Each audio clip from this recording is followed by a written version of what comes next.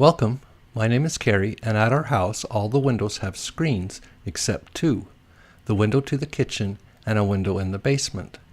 I'm going to try building new screens myself and hopefully save a little money. I'll start first at the window to the kitchen.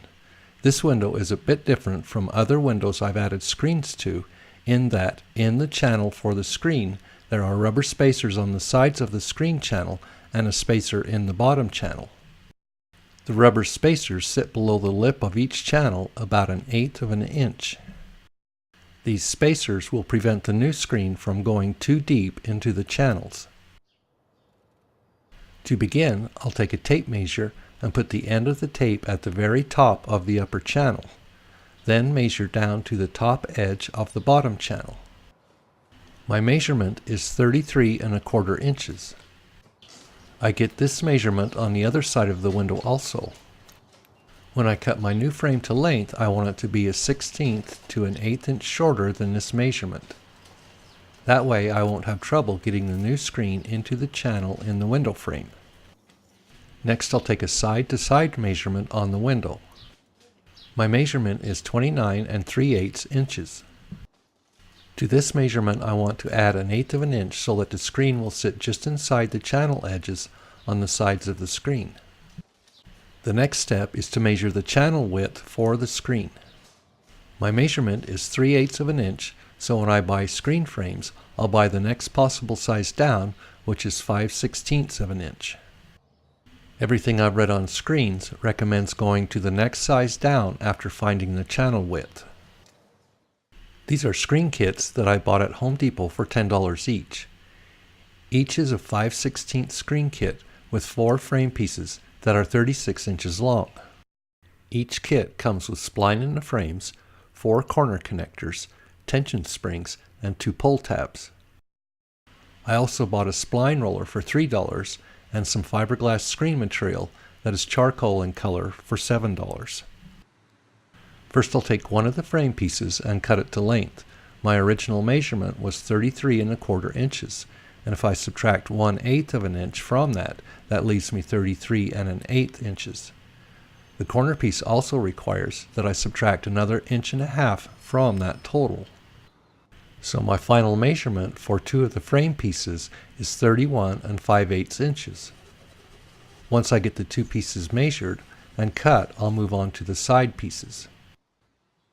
Here my original measurement was 29¼ inches, and in this case I want to add 1/8 of an inch to each side, which brings the total to 29½ inches.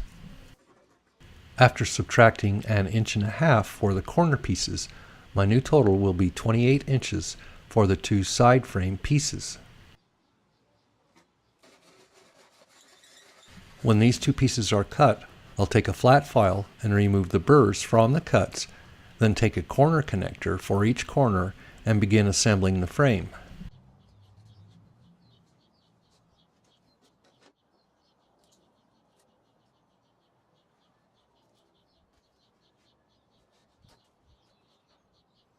The top of the screen gets a tension spring at each corner.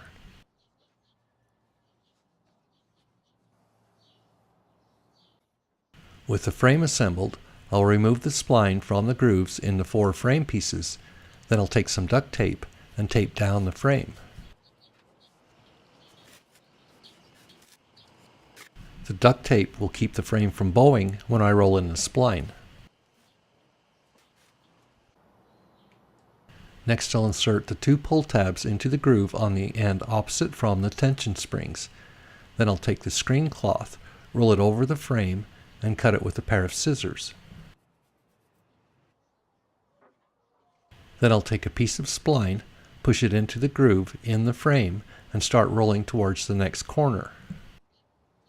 According to the spline roller instructions, I should use the convex wheel on the roller to push the spline into the groove, then use the concave part of the roller a second time to go over the spline again.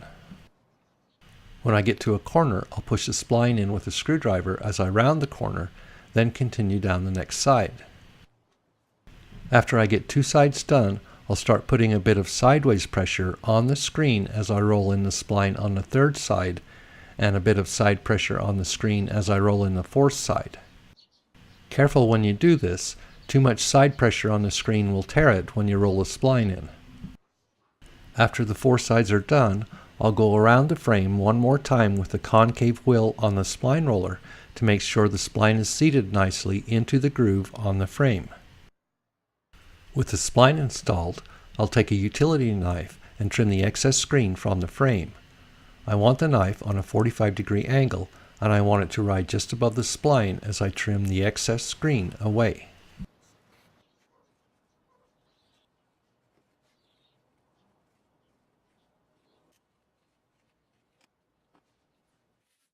After trimming the screen, I'll remove the duct tape from the frame, then take the new screen and see how it fits into the window. To install the screen, I want to slide one corner of the screen into the channel just above the top spacer.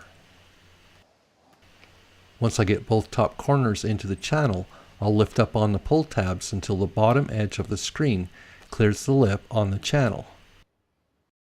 Once in place, the tension springs at the top of the screen frame will keep constant down pressure on the screen, which will hold it securely in place. Okay, one window down and one to go. On this basement window, the deepest part of the channel is on the right side. This is where the tension clips will need to go. On the second screen kit I bought, it looks like one frame piece will be long enough to build two sides of the screen. After measuring for the screen dimensions, I'm ready to cut the frames. What I'll do that's a little bit different on this screen is remove the spline before I cut the frame pieces. Then I'll have longer lengths of spline to roll into the groove. Here, the process is the same as the first screen. I need to cut the frame pieces, install the corner connectors, the tension springs,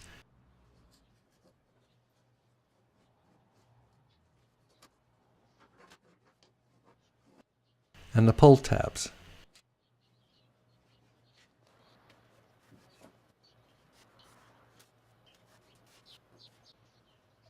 When the frame is built, I'll roll the spline into the grooves, and when I reach the third and fourth sides of rolling the spline in, I'll put just a bit of side pressure on the screen to make it tighter.